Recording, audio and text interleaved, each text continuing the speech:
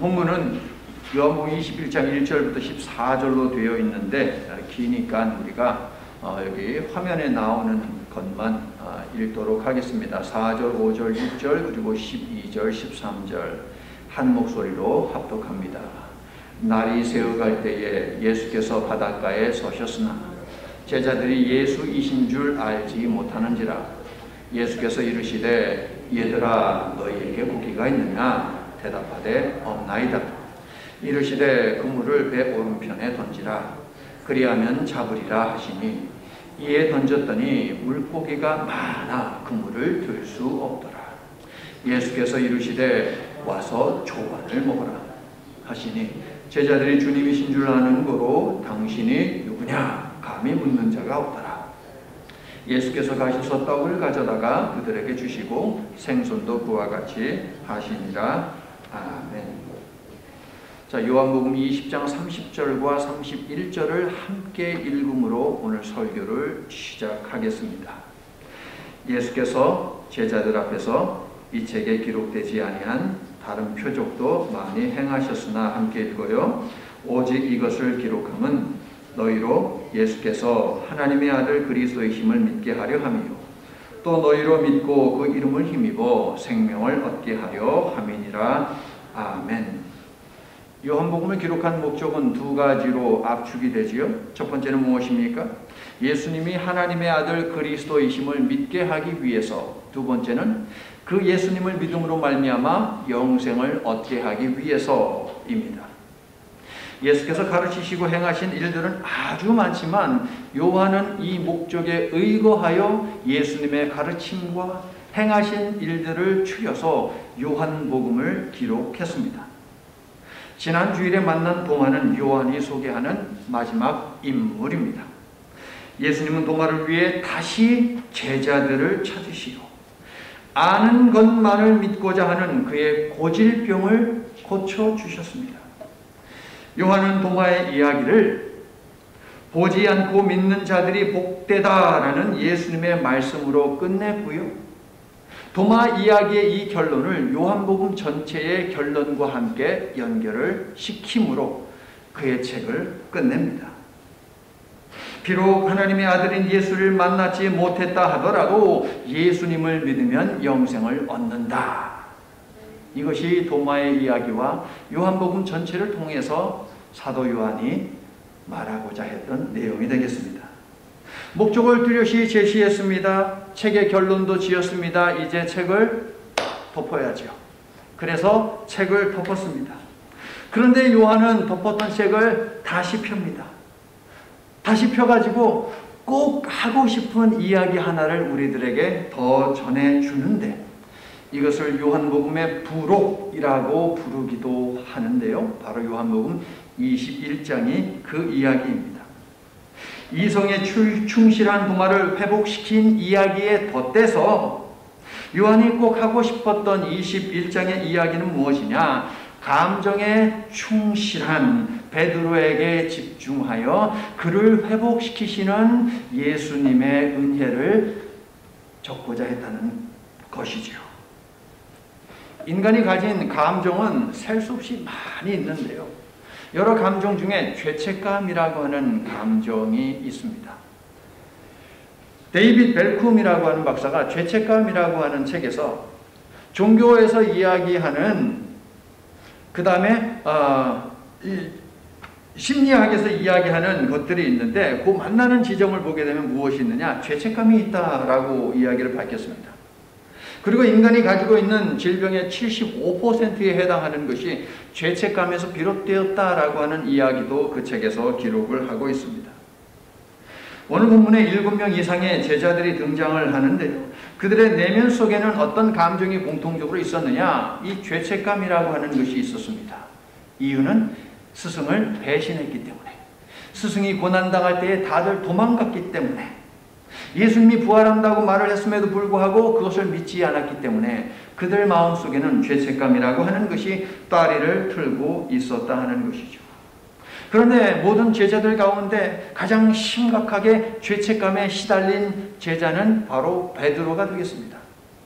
그래서 사도 요한은 죄책감을 다루시는 예수님에 대해서 이야기를 하되 베드로에게 카메라의 앵글을 집중시켜서 설명을 하고 있다. 이게 바로 21장의 내용이 되겠어요. 죄책감에서의 치유와 회복을 위해서 예수님께서는 여러 가지 도구들을 사용을 하시는데요. 오늘 본문에서 4가지가 찾아집니다. 물론 한 가지가 더 찾아지기도 하는데 그것은 다음 시간에 여러분과 함께 21장의 남은 이야기와 함께 나누도록 하겠습니다. 자, 첫 번째 도구는 무엇입니까? 여러분 찾으셨습니까? 갈릴리 바다입니다. 예수께서 제자들을 이미 2번이나 찾아오셨지만 오늘 본문을 보니까 베드로가 제안해서 혹은 베드로가 선동을 해가지고 나머지 다른 제자들이 고기를 잡으러 함께 떠납니다.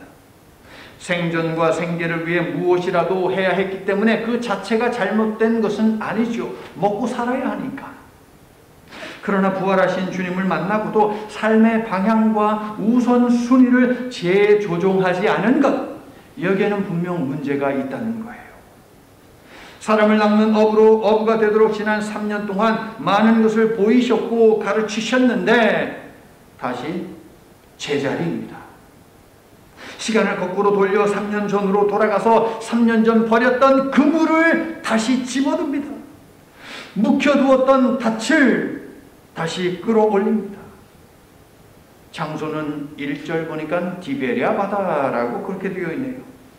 갈릴리 바다는 디베랴 바다, 게네사렛 호수, 긴네렛 호수 이렇게 다양한 이름으로 불리지만 다 똑같은 거예요.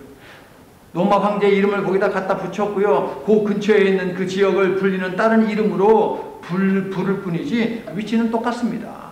저 이스라엘 북쪽에 있는 꼭 수금처럼, 그죠? 하프처럼 모양이 되어 있는 그 호수 혹은 그 바다, 그곳이 장소입니다. 갈릴리는 예수께서 베드로를 치유하고 회복하기 위해서 사용하신 첫 번째 재료, 첫 번째 도구입니다. 3년 전 그 자리이고 예수께서 업으로 사는 그들을 만나시니 모든 면에서 처음에 그 자리, 처음 그 모습 그대로입니다. 예수님은 같은 장소에서 실패한 제자들에게 다시 시작하자 라고 말씀을 하고 계신 것이지요. 할렐루야. 자, 누가복음의 누가는요, 예수께서 11제자에게 나타나셔서 십자가의 흔적을 보여주셨습니다. 그럼에도 불구하고 제자들이 믿지 않자 예수님이 희한한 요구를 하세요. 누가복음 보면은 재미있어요. 야, 혹시 너희들 중에 뭐 먹을 음식이 있니? 그랬더니 생선 한 토막을 주는 거예요. 그때 예수님께서 그것을 받아 먹으셨어요. 아, 이거 유령이 아니다, 이거 귀신이 아니다 라고 하는 확신을 제자들에 주기 위해서 직접 음식을 예수님이 드셨다 하는 기록이 있는데요. 그 말씀에 이어서 누가가 하는 또 다른 독특한 보도가 있습니다. 약속의 영이 너희들에게 올 때까지, 임할 때까지 너희는 예루살렘을 떠나지 말라 라고 예수님이 말씀하셨습니다. 그러므로 제자들은 갈릴리로 가서는 안 됐습니다. 예루살렘에 있어야만 했습니다. 물론 예수님이 죽기 전에 내가 죽으면 다시 부활할 텐데 갈릴리에서 만나자 라고 말씀하셨기 때문에 제자들이 갈릴리로 간 것이 아니냐라고 하는 그런 말을 할 수도 있을 것이에요. 제자들이 예수님의 당부에도 불구하고 갈릴리로 갈 것을 우리 예수님은 미리 아셨기 때문에 갈릴리를 말씀하셨다라고 하는 이 내용을 일단 여러분 머릿속에 집어넣으시기를 바랍니다. 우리 예수님은 제자들이 무엇을 할지 다 알고 계셨거든요. 부활하신 예수님은 제자들에게 나타나시어 그들이 해야 할 일과 함께 파송을 하셨죠. 그러나 제자들은 말씀을 받고 일주일이 지나도록 여전히 같은 장소에 있었고 부활하신 예수님을 두 번째 만난 후에는 예루살렘을 이탈해가지고 갈릴리로 갔다는 거예요. 무엇하러? 복음을 전하러? 고기 잡으러. 3절 보세요. 명확하게 나오잖아요. 베드로가 복음을 전하러 가자, 예수께서 부활하셨음을 증거하러 가자, 그 말 아니잖아요. 3절에 뭐라고 나와 있어요? 물고기를 잡으러 간다 라고 되어 있어요. 그러니까 이리 보나 저리 보나 제자들은 비판을 피할 길이 없다는 거예요. 제자들은 십자가도 보았습니다. 부활도 보았습니다. 그런데 옛날 모습으로 돌아갔어요.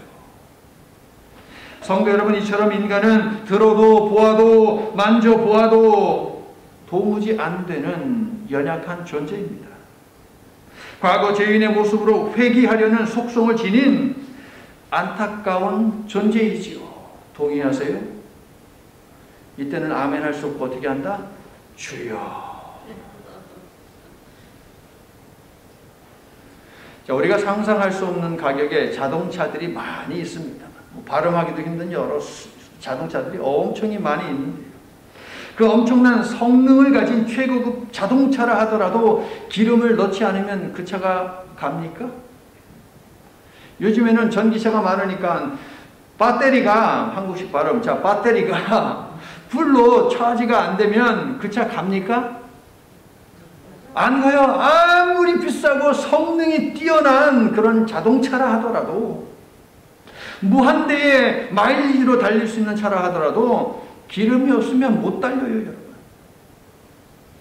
저 최고급 명품 가방, 저는 뭔지 모르지만 명품 가방이 있어요. 그것을 딱 메고서 뽐내고 걸어 다닙니다. 그런데 그 가방 속에는요, 커피 한 잔 사 먹을 돈도 없어요. 택시는 고사하고 전철이나 버스를 탈 만한 돈도 없고 지불할 데비카드나 크레딧 카드 한 장도 없어요. 그럼 뭐합니까? 그 가방 들고 뭐합니까, 여러분? 성도 여러분, 예수 그리스도의 십자가와 부활만으로는 우리에게 능력이 나타나지 않아요. 그것을 안다고, 그것을 믿는다고 우리들에게 능력이 나타나지 않습니다. 이것이 있어야 돼요. 무엇이요? 성령의 기름 부음을 받아야 돼요, 여러분. 최고급 자동차에 기름이 필요하듯이 최고급 진리, 최고의 진리, 부활과 영생이라는 이 진리를 우리가 가지고 있다 하더라도 우리 속에 하나님의 영으로 기름 부음 받지 못하면 아무 능력이 나가지 않는 것이에요, 여러분. 그래서 예수님이 예루살렘을 떠나지 말고 성령을 기다리라고 말씀하시는 것이죠. 그런데 그 성령을 받기에 앞서 제자들은 갈릴리로 가버립니다. 복음 증거를 위해서 갔다라고 하면, 그래, 예수님이 거기서 만나자고 했으니까 제자들이 갔겠다라고 우리는 생각하겠지만, 나 물고기나 잡으러 갈래. 그랬더니 너도 나도 동달아서 함께 가는 것이죠. 성령을 받지 못했습니다. 그랬더니 과거로 회귀하여 삽니다. 예배, 찬양, 기도, 성경 공부, 헌신 모두 우리가 해야 하는 중요한 일입니다. 값진 헌신입니다. 하지만 성령을 받음으로 그리스도의 영과 연결되지 않는 헌신이라면 하나님께서 기뻐하지 않는다는 거예요. 그 헌신은 능력이 나타나지 않는다는 거예요, 여러분. 작은 것에도 시험 들고요, 삐지고요, 분노하고요, 섭섭해하고요, 그렇게 되는 것이지요. 성령이 없으면. 하나님께서 오늘 말씀과 예배 중에 성령으로 저와 여러분을 충만케 해주시기를 예수님의 이름으로 축원합니다. 예수님을 처음 만난 갈릴리는 말씀하신 것에 순종했더니 텅 빈 배가 단번에 만선이 되는 놀라운 기적을 체험한 곳이지요. 제자로서의 소명을 받은 곳입니다. 내가 너희로 사람을 낚는 어부가 되게 하리라. 예수님과의 첫 사랑이 싹튼 곳이에요. 또한 갈릴리는 예수께서 말씀으로 풍랑을 꾸짖으니까 뛰놀던 풍랑이 갑자기 잔잔해지는 놀라운 기적을 체험한 것입니다. 물 위를 걸으신 예수님을 보고 예수님 나도 좀 걷고 싶어요 라고 하면서 베드로는 물 위를 잠시나마 짧은 거리나마 걸었던 기적을 몸소 체험했던 그러한 곳입니다. 그런데 지금 갈릴리는 어떤 곳입니까?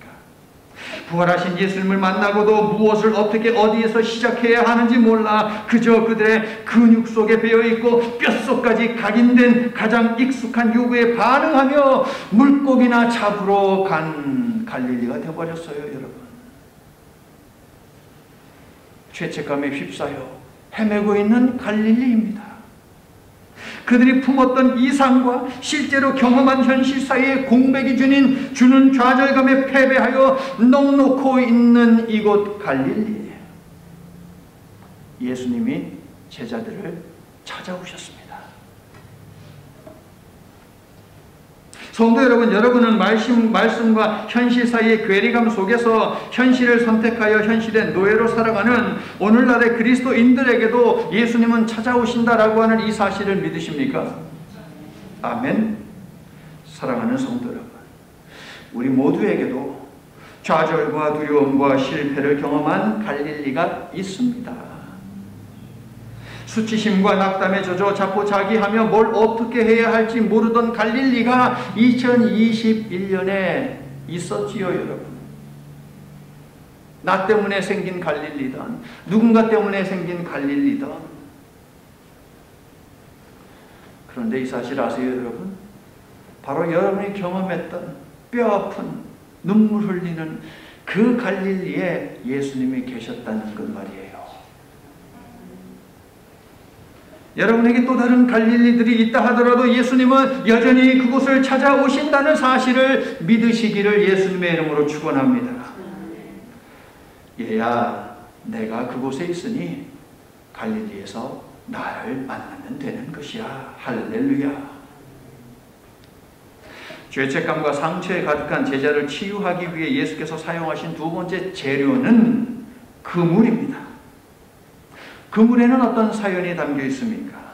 베드로는 밤이 맞도록 수고했습니다. 다른 친구 동료들과 함께 물고기 잡는 일이라면 정말 너무나도 노련했던 사람들입니다.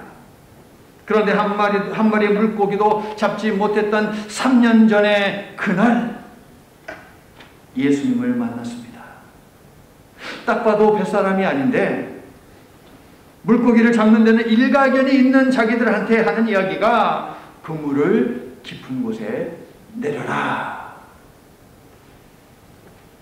믿져야 본전이라고 생각했을까요? 아니면 예수님이 하시는 말씀에 어떤 권위를 느껴서 그랬을까요? 제자들은 깊은 곳에 그물을 내렸습니다. 그랬더니 그물이 찢어질 정도로 많은 물고기가 그물에 들어와 줬습니다. 만선입니다. 성도 여러분, 예수님이 개입하시니 허탕치는 인생, 아무것도 없는 인생이 수고의 대가 그 이상으로 풍성해지는 만선 인생이 되었다라는 사실입니다. 할렐루야. 그로부터 3년이 지났을 때 어부 제자들은 여전히 바다 위에 있습니다. 본문 3절을 보세요. 능숙한 어부 여럿이 배 위에 있었습니다. 밤을 새워 열심히 일했습니다. 한두 번 고기를 잡았던 것도 아닙니다. 고기 잡는 데 익숙하고 고기 잡는 데 능숙하고 그러한 사람들, 그러한 장소입니다. 그러나 허탕이었습니다. 텅 빈 그물은 무엇입니까? 주님을 떠나서는 아무 열매도 맺을 수 없음. 주님 없는 수고는 헛됨을 깨닫게 하고 그들이 할 일은 고기 잡는 것이 아님을 보여주는 것이 바로 그물입니다. 성도 여러분, 실망과 실패로 넘어진 자리가 때때로 나의 진정한 사명이 무엇인지 확인하고 확신하는 자리가 될 수 있다는 이 사실에 대해서 명심하시기를 바랍니다.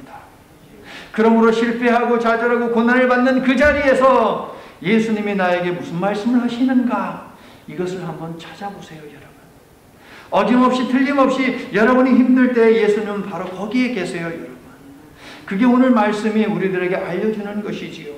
21년에도 그러하셨고 22년에도 예수님은 그러하실 것을 믿으시기를 바랍니다. 해변 쪽에서 웬 남자가 어이! 물고기가 있는가? 라고 묻습니다. 제자들은 아마도 물고기를 사기 위해서 기다리고 있는 사람이라고 생각했을 것입니다. 없어요! 잘 보십시오. 풍성히 채워주시는 인생이 되게 하셨는데 제자들은 여전히 텅 빈 인생입니다. 없어요. 물고기 한 마리도 없어요. 그 남자가 말합니다. 배 오른편에 그물을 던져봐. 어디서 들었단 말이죠. 말씀을 의지하여 그물을 내렸더니 이번에도 그물을 들어 올릴 수 없을 정도로 많은 물고기를 잡았습니다. 작은 배와 그물로는 버거우리만큼 많이 잡혔습니다. 153마리. 153이라고 하는 숫자보다는 그물이 찢어질 정도로 많았음에도 불구하고 안전했다. 그 모든 물고기를 다 낚아 올릴 수 있었다라고 하는 것이 중요하죠. 자신들의 전문적, 경험적 판단은 내려놓고 다만 말씀에 순종했을 뿐인데 또다시 만선의 기쁨과 은혜를 받게 됩니다. 성도 여러분, 가끔씩 여러분의 마음속에 아유 그래 성경 읽어야지 라는 마음이 들 때가 있죠. 아유 그래 기도해야지 라는 마음이 들 때가 있죠. 그래 아유 내년에는 내가 좀 헌신해야지 이런 마음이 들 때가 있지 않습니까? 이런 마음이 들 때에 바로 실행에 옮기시기를 바랍니다. 왜냐하면 그 마음을 주시는 분은 예수님이세요. 제자들 보십시오. 경험적으로 따지면 그들이 여러분 물고기 잡는데 1등입니다. 여러분 예수님 목수였던 사람이 무슨 물고기 잡는 거에 대해서 알긴 뭘 합니까? 여러분 딱 봐도 행색에 물고기 잡는 사람이 아닌데요. 그럼에도 불구하고 그들이 무엇을 했습니까? 그물을 깊은 데로 내려라. 그물을 오른편에 던져라. 믿기지 않았어요. 별로 하고 싶은 마음도 없습니다. 그런데 그냥 믿져야 본전이다라는 마음으로 어찌됐든 내렸어요. 어찌됐든 순종했다는 것입니다. 그랬더니 만선의 복을 누렸다는 거예요. 그러므로 하나님께서 여러분에게 어떤 마음을 주시거든 그리고 그 마음이 하나님을 섬기는 일과 관계되어 있다면 여러분 바로 실행에 옮기시기를 바랍니다. 거기에 무엇이 있느냐? 하나님의 응답과 하나님의 축복이 있다라고 하는 이 사실을 믿으시기를 바랍니다. 자, 그들의 그물을 다시 채워주신 사건은 부활하신 주님의 사역이 장차 맺게 될 열매를 예시하지요. 성도 여러분, 부활하신 주님만이 우리의 일용할 양식과 영혼의 양식을 주신다는 이 사실을 믿으시기를 바랍니다. 성도 여러분, 예수님은 실패한 제자들에게 미래를 보여주시고 격려하셨으며 그곳에 계셨습니다. 배신한 자들에게 먼저 다가오셨고 배신한 자들에게 예수님은 먼저 말을 걸어주셨습니다. 하지만 제자들은 예수님이 저만치 계시고 말을 걸어주심에도 불구하고 예수님의 음성을 알아차리지를 못합니다. 3년입니다. 3년 동안 1년 365일 세븐데이 24시간을 함께 했습니다. 그 목소리를 어떻게 잊을 수 있습니까? 게다가 그물을 어떻게 하라? 여러분 이것은 어마어마한 말이었거든요. 예수님의 목소리도 알아차리지 못하지만 그럼에도 불구하고 예수님은 계속 말을 걸어주십니다. 그들이 알아차릴 때까지 예수님은 말씀해 주십니다. 배 오른편에 그물을 던져봐. 자, 이 말씀은 무엇입니까? 얘들아 이제 방법을 바꿔봐라. 너희들 텅 빈 인생이었잖아. 갈릴리에 왔다고 해서 너희들에게 익숙한 곳에 왔다고 해서 전에 너희들의 수입을 보장해 주었던 곳에 왔다고 해서 안심할 수 없는 것이 인생 아니니? 방법을 바꿔봐. 이제는 생각을 바꿔봐. 내가 너에게 주는 말씀을 가지고 다시 시작해라. 이 말이에요, 여러분. 그러나 제자들은 자기들한테 말하고 계신 분이 예수님인 것을 여전히 몰라요. 3년 전과 똑같은 상황이 벌어졌으니 물고기를 많이 잡은 것으로 주체할 수 없이 기뻐할 것이 아니라 예수님을 생각했어야지요, 여러분. 혹시 저분이 얼마 전에 만났던 부활하신 예수님이 아닌가? 라는 생각을 했어야지요, 여러분. 사랑하는 성도 여러분, 믿음이 없을 때는 보이지 않아요. 예수님은 바닷가에 분명 계셨습니다. 제자들은 예수님이 없어서 안 보인 것이 아닙니다. 예수님이 거기 분명 계셨지만 못 알아봐서 안 보였습니다. 성도 여러분, 여러분이 고난을 당할 때일수록 예수님은 가까이 계십니다. 이 예수님을 볼 수 있어야 하겠죠. 그런데 내 슬픔이 너무나 크고 슬픔에 젖어 있고 내 고난에 짓눌리면 예수님을 볼 수 없어요. 예수님을 볼 수 없어요. 계시는데 그래서 안 보이는 것이에요. 나는 여러분의 상황이 어떠하든지 여러분을 찾아와 바라봐 주시는 예수님을 볼 수 있기를 축원하고 예수께서 말씀하실 때 그것을 놓치지 않게 되시기를 예수님의 이름으로 축원합니다. 자, 제자들이 예수님을 알아본 때는 언제입니까? 만선의 경험을 하고 나서요, 여러분. 이게 우리 인간입니다. 만선, 나의 필요, 욕구 이것이 채워질 때 비로소 주님이 보이더라라는 것이죠.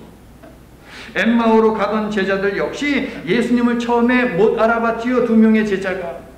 언제 알아봤습니까? 예수님이 주신 음식 함께 먹고 나서 그때 눈이 열려가지고 예수님인 것을 알아봤다라고 합니다.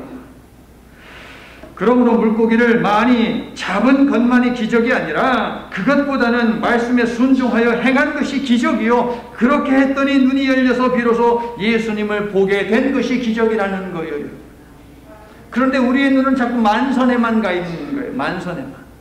내가 예수님께 순종했더니 만선의 축복을 주셨다 라고 해서 순종의 포커스를 맞추는 것이 아니라 자꾸 만선에 맞춰줘요.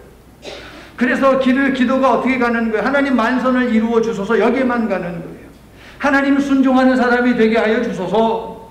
내 생각과 주님의 생각이 다를 때에 주님의 생각을 집어들게 하소서. 이렇게 기도를 해야지 그 다음에 만선이 되는 거거든요, 여러분. 주님의 말씀에 순종할 때에 만선의 은혜를 주시고 그 다음에 어떤 은혜를 주시느냐? 예수님인 것을 알아보는 은혜가 임한다는 거예요. 아, 그렇구나. 주님이 나를 도와주셨구나. 무슨 말인지 이해하시죠, 여러분? 그냥 마음에 들지 않아도 순종을 했는데 나중에 시간 지나놓고 보니까 그래, 나에게 그때 이 일을 좀 하지 않겠느냐라고 예수님이 말씀한 것이었네.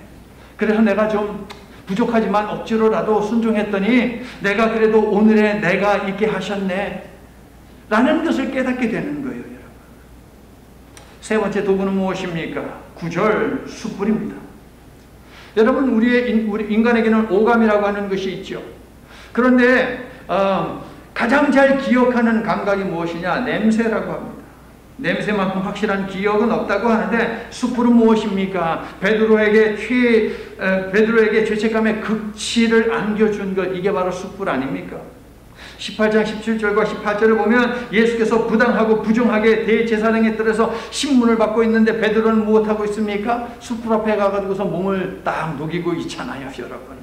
그 숯불 앞에서. 그런데 몸을 녹인 것이 문제가 아니죠. 추운데 몸 녹일 수 있어요. 우리 하나님이 그거 가지고 뭐라고 하시는 분이 아니에요. 그런데 문제는 무엇이냐? 그 앞에서 예수님과의 관계를 3번이나 부정했다는 것이죠. 맹세하고 저주까지 하면서 말입니다. 게다가 마지막에 야, 너도 예수와 한 패거리 아니야? 라고 물은 사람이 누구입니까? 베드로가 며칠 전에 칼을 내리쳐가지고 귀를 잘라버린 사람이에요. 말고라고 하는 사람이에요. 그러면 베드로가 칼을 써가지고서 내가 귀가 잘렸으면 베드로는 나에게 무서운 사람이에요, 안 무서운 사람이에요? 무서운 사람이죠. 그러므로 베드로가 말고를 향해서 나는 아니다 라고 말을 할 때에 어떻게 했겠습니까?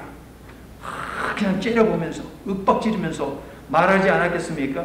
야, 너 그 입 함부로 놀리지 마라, 이거예요. 나는 모른다. 성도 여러분, 올 한 해 베드로가 가진 나약함이 여러분에게도 있었죠? 주님을 찾지 않고를 나의 편의를 위해서 정하지는 않으셨습니까? 마음이 불편하면 교회 안 나온다고 하고, 이리 치이고 저리 치이면 기도가 안 된다고 하고, 피곤함과 귀찮음이 기도와 찬양과 말씀의 자리를 좌지우지하지 않았냐라는 질문이에요, 여러분.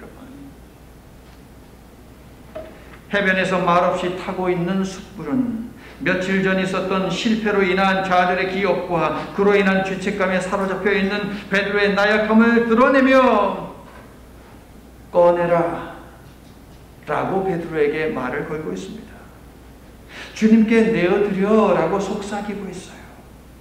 넘어서야지 베드로야 라고 용기를 주고 있어요. 그래야만 받은 소명을 회복하고 감당할 수 있기 때문이죠. 2021년의 끝자락에서 예수님은 우리에게도 말씀하십니다. 짐을 지고 끙끙대지 말고 얘야 나한테 맡겨라. 그리고 다시 시작해라. 주님께 내어 맡기고 자유하시기를 축원하고 신앙의 경주를 성실하게 달리시기를 예수님의 이름으로 축원합니다. 자, 네 번째 도구는 생선과 떡입니다. 여러분 아침 식사들 하고 오셨습니까? 전 말씀을 전할 때에, 주일날 말씀을 전할 때에 혹시라도 속이 불편할까봐 아침에는 음식을 전혀 먹지 않고 오거든요. 그런데 여러분은 식사를 하고 오셔야 되나요? 안 하고 오셔야 되나? 하고 오면 졸리고, 안 하고 오면 설교가 왜 이렇게 길어? 라고 시험에 들고 적당히 드셔야겠네, 그냥. 그죠? 예수님은 제자들에게 생선이 있느냐라고 물으시는데요. 여러분, 제자들 지금 뭐 하고 있어요? 밤이 맞도록 바다 위에서 허탕치고 있었잖아요, 여러분. 밤에는 추워요. 지금 춥고 배고픈 상태이죠. 이런 사람들에게 필요한 것은 설교가 아니고 따뜻한 불과 음식 아니겠습니까, 여러분? 자, 우리 한국 사람들은 술 한 잔 마시고 털어버리고 함께 식사 한 끼 하며 회한을 푸는데, 고대 근동에서 식사 역시 화해로의 초대입니다. 부활의 몸을 입고 제자들이 있는 갈릴리 바다를 찾아오신 예수님은 실패한 제자들을 위해 유대인들에게 있어서 가장 친밀한 교제인 밥상에 둘러앉게 하십니다. 떡을 준비하신 분은 누구예요? 예수님이세요. 지금 배고프니까 설교하시면 안 되잖아. 일단 먹여야지, 여러분. 떡을 구입하셨던, 만드셨던, 얻어오셨던, 밤새 수고한 제자들, 한 마리의 물고기도 잡지 못하여 실망하고 낙담해 있는 제자들을 위해 떡을 준비해 오셨고, 또 차가우면 먹다가 체하고 걸릴 수 있으니까 숯불을 피워가지고서 따끈하게 그것을 데우고 굽고 계셨어요. 예수님은 자신이 준비한 것만을 가지고 화해와 회복의 식탁을 차리지 않으셨습니다. 제자들이 가지고 있는 것도 동참시키라고 말씀하시지요. 10절. 지금 잡은 생선을 좀 가지고 와라. 불을 피우고 떡을 굽고 생선을 구우며 예수님이 모두 준비하신 조찬이라면 분위기가 어색할 수 있고 제자들은 기가 죽을 수도 있었을 거예요. 왜냐하면 사람을 낚는 업으로 파송하셨는데 예루살렘을 이탈했습니다. 갈릴리로 와서 복음을 전하는 것이 아니라 물고기나 잡고 있어요. 그러니 기가 죽을 수밖에 없죠. 제자들에게 그러므로 생선을 요구하시는 것은 무엇이냐? 어색한 관계를 풀고 얼어붙은 관계를 녹이시려고 하는 배려다라는 거예요. 할렐루야. 얼마나 섬세하십니까, 우리 예수님.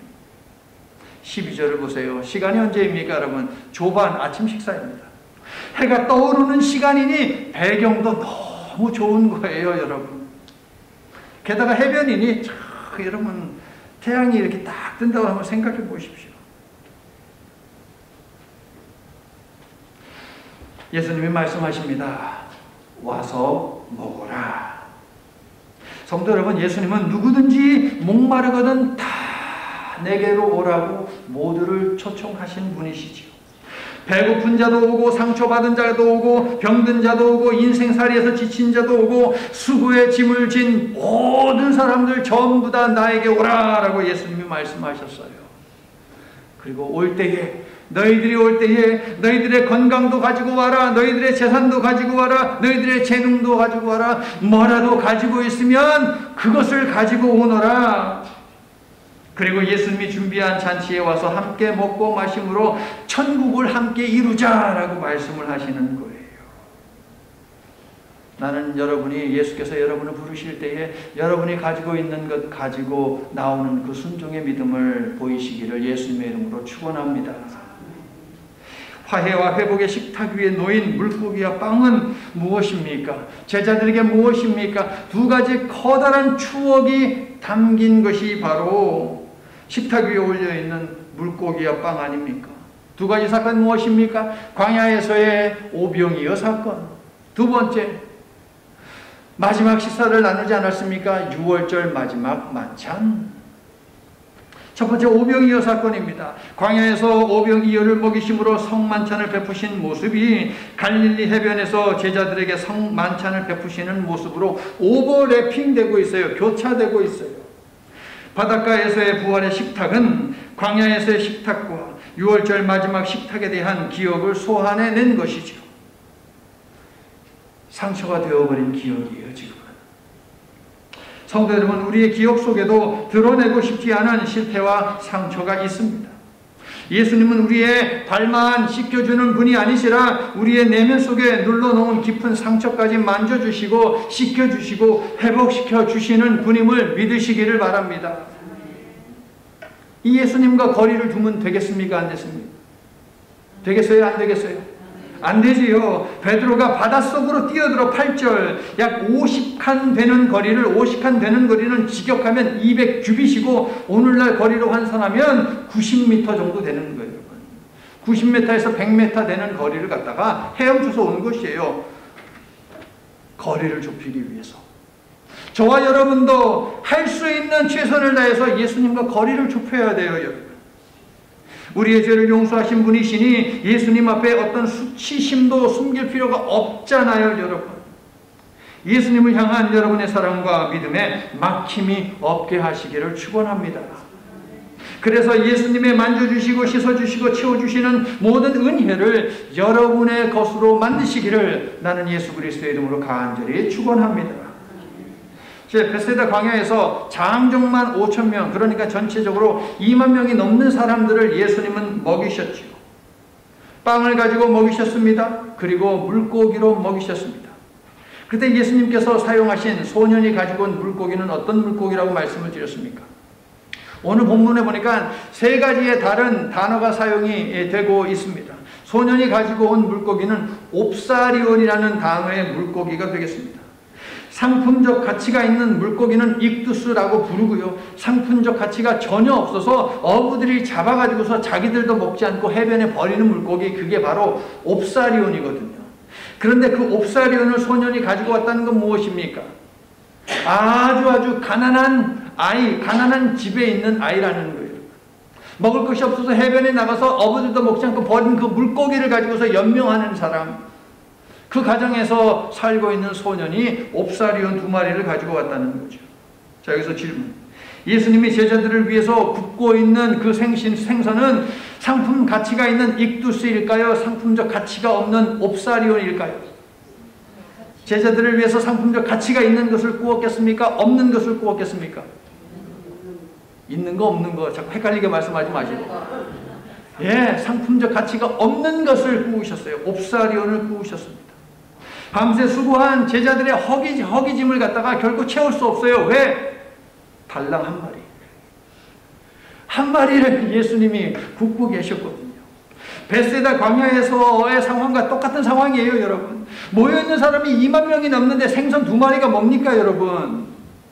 이건 뭐 간의 기별을 떠나서 이거는 뭐 입맛도 다실 수 없는 양 아닙니까, 여러분?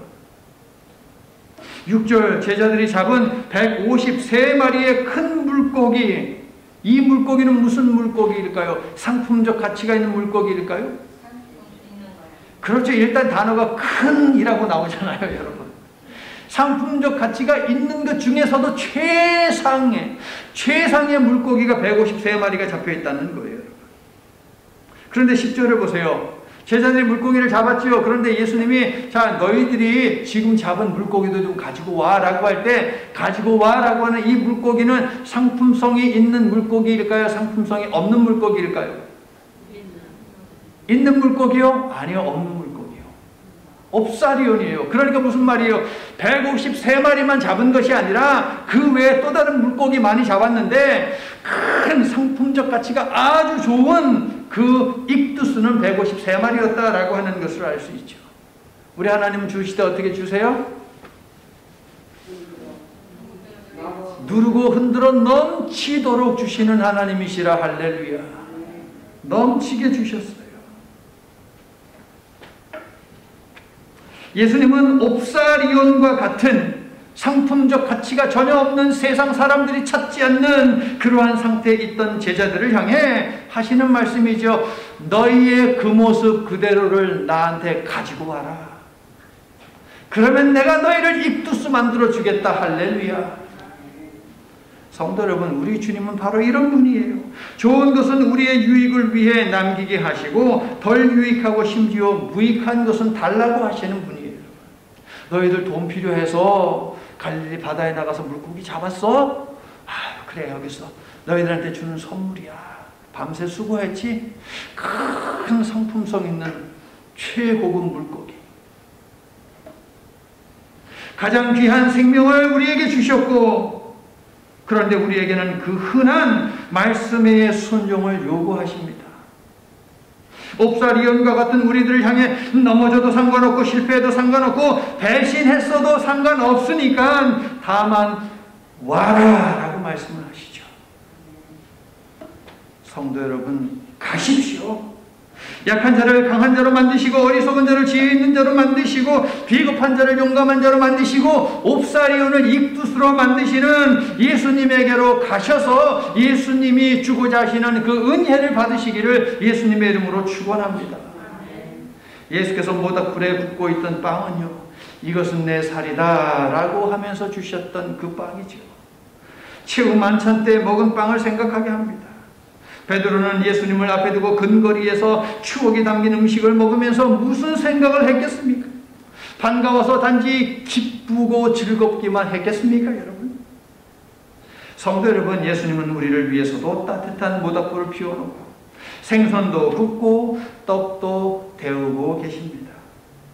용납, 용서, 화해를 의미하는 이 식사의 자리로 저와 여러분도 초대를 하십니다. 13절을 자세히 보세요, 여러분.